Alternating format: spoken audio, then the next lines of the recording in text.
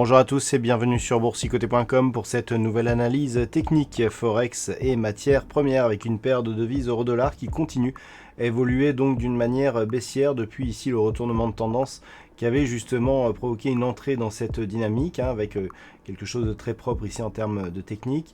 On avait constaté ici la cassure baissière des 1,0960 qui est depuis validée en tant que résistance.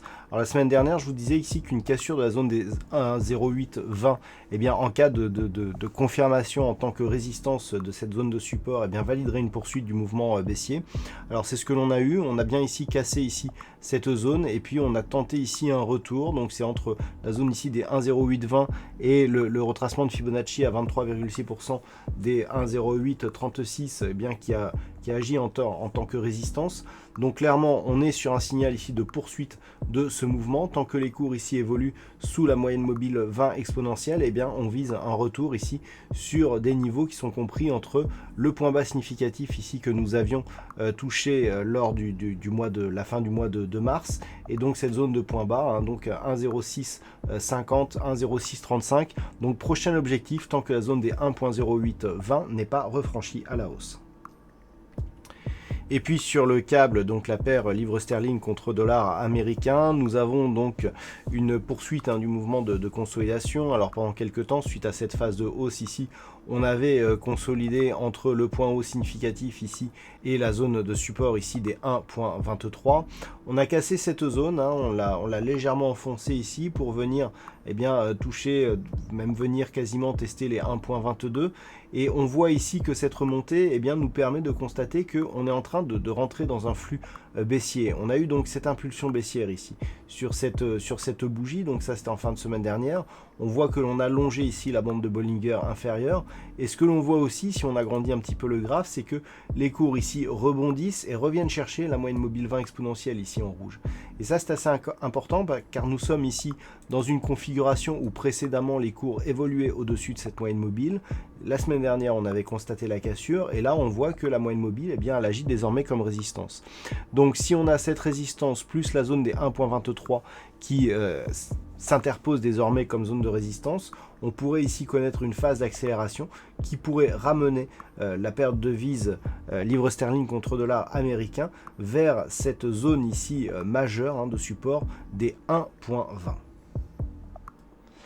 Et puis sur l'or, la configuration là aussi est intéressante suite à l'impulsion haussière et qui avait ramené les cours sur la zone des 1623 $ l'once. Nous avons donc une consolidation qui a dans un premier temps évolué entre la zone de point haut et le retracement à 23,6% de Fibonacci pour finalement casser ce retracement et juste venir marquer ici un contact sur le retracement des 38,2. On avait retrouvé le 23,6 ici comme une zone de résistance avant ici de casser et de revenir directement ici chercher la zone de résistance.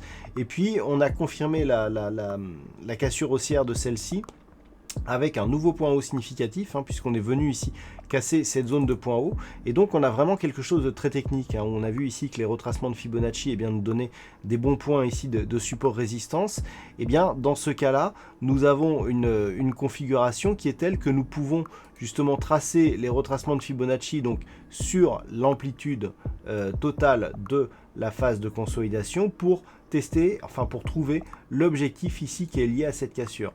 Et cet objectif, il se situe à 1690,65 $ l'once. Et si on agrandit un petit peu ce graphe, on peut constater que ce point haut, c'est tout simplement la zone ici qui a fait obstacle à une poursuite de la zone de l'or sur les deux précédentes phases de hausse.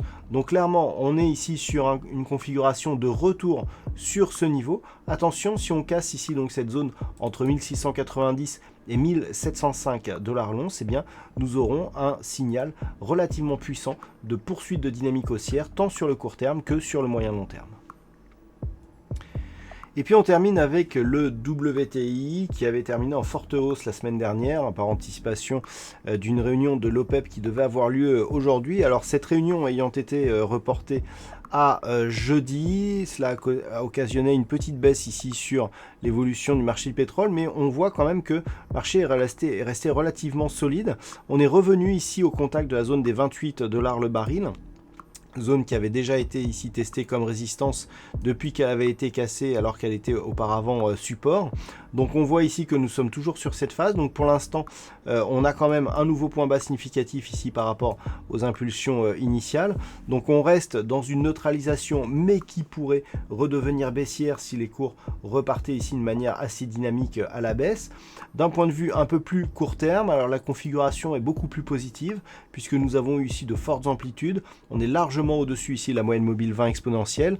Donc en cas de rupture ici haussière de cette zone des 28 $ le baril, eh bien les cours du WTI pourraient poursuivre justement cette dynamique en direction des 35,50 $ le baril.